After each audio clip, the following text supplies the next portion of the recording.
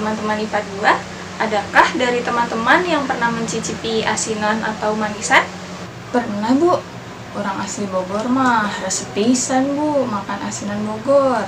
Kalau saya sukanya manisan, Bu, tapi yang basah, seperti manisan mangga atau salak. Wah, sama dong. Ibu juga suka tuh. Memang kuliner Indonesia enak-enak ya.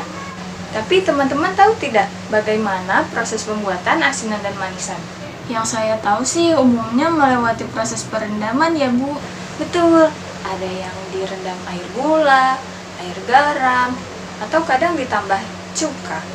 Nah, setelah para buah dan sayur itu melewati proses perendaman, adakah perbedaannya dengan buah dan sayur biasa? Pasti ya tuh, Bu. Buah di asinan biasa mah yang saya rasain jadi lembek gitu, Bu, kalau udah kelamaan direndam. Manisan buah kesukaan saya juga salak yang tadinya keras, teksturnya jadi lembut. Betul-betul. Berarti bisa kita simpulkan ada perubahan tekstur ya? Kalau kita kaitkan dengan pembahasan kita kali ini, kira-kira proses apa ya yang menyebabkan perubahan tekstur tersebut? Duh, naon ya? Difusi meren, Bu. Bukannya osmosis ya? Ih, iya gitu. Difusi apa osmosis ya? Ayo, apa? Atau kalau misalnya ada pendapat yang lain, silakan jawab beserta alasannya ya. Atau Faiha, sepertinya sudah ingin mengutarakan pendapatnya? Iya, Bu, menurut saya osmosis. Karena kalau lihat dari pengertiannya, osmosis itu kan perpindahan air dari larutan yang hipotonis atau encer ke larutan hipertonis yang pekat. Buah dan sayur kan umumnya punya kandungan air yang tinggi. Misalnya saja seperti timun atau bengkoang di dalam asinan tersebut. Tadi kan disebutkan juga kalau buah yang sudah dibuat asinan atau manisan menjadi lebih melunak. Berarti mereka yang sifatnya hipotonis akan kehilangan sebagian airnya ketika direndam di dalam air gula atau air garam yang sifatnya hipertonis tadi, Bu. Masya Allah, tepat sekali, luar biasa Faiha. Terima kasih atas jawabannya ya. Bagaimana teman-teman yang lain sudah paham? Paham, Bu, insya Allah. Makasih ya. Ya, sama-sama. Bu, maaf, tapi saya masih bingung bedanya difusi sama osmosis, Bu. Oke, kalau gitu kita kembali ke penjelasannya dulu ya.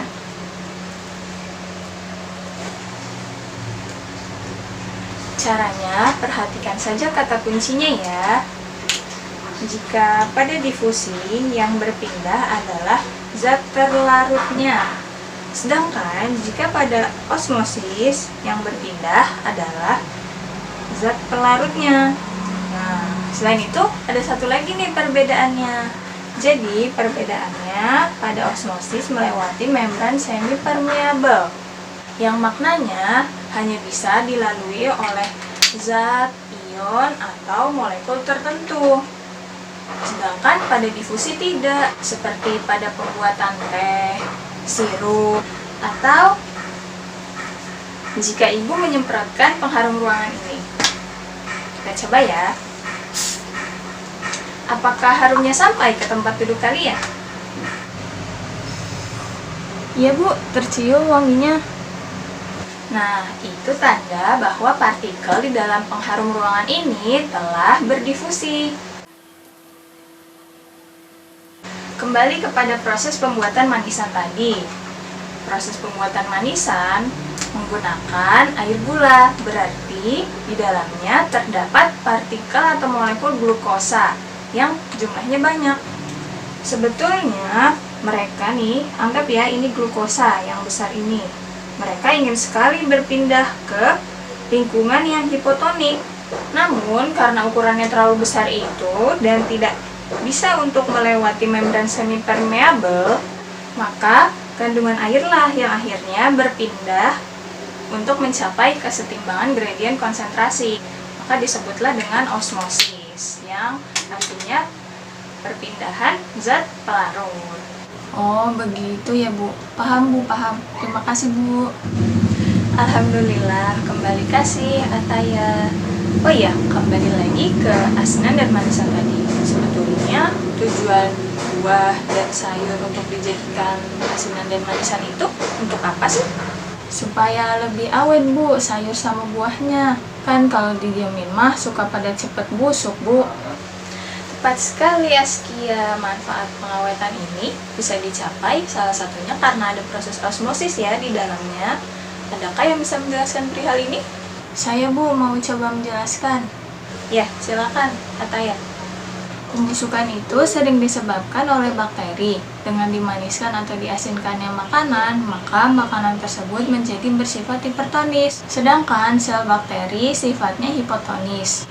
Maka sel bakteri akan mengalami plasmolisis. Mereka menjadi tidak bisa hidup dan berkembang biak di dalam makanan tersebut. Betul tidak, Bu? Iya, betul sekali Ataya. Masya Allah. Kalau begitu, Ibu rasa teman-teman sudah cukup memahami ya tentang materi ini. Karena pembahasan tentang transport membran ini penting untuk pembelajaran kita ke depannya. Dibutuhkan pemahaman konsep yang benar dan juga diingat-ingat ya istilah di dalamnya. Juga seperti yang telah Ibu katakan sebelumnya, bahwa segala sesuatu di dunia ini diciptakan dengan seimbang pun yang ada di dalam seluruh tubuh kita ini. Maka dari itu Ibu berharap teman-teman semua tetap mengingat pembelajaran kita kali ini. Baik Bu, insya Allah. Baik Bu, insya Allah. Di depan sekolah biasanya ada deh yang jual asinan. Karena teman-teman sudah antusias belajar hari ini, gimana kalau Ibu belikan? Mau? Gak nolak atuh Bu. Oke deh, ketemu Ibu nanti ya saat jam istirahat. Oke Bu.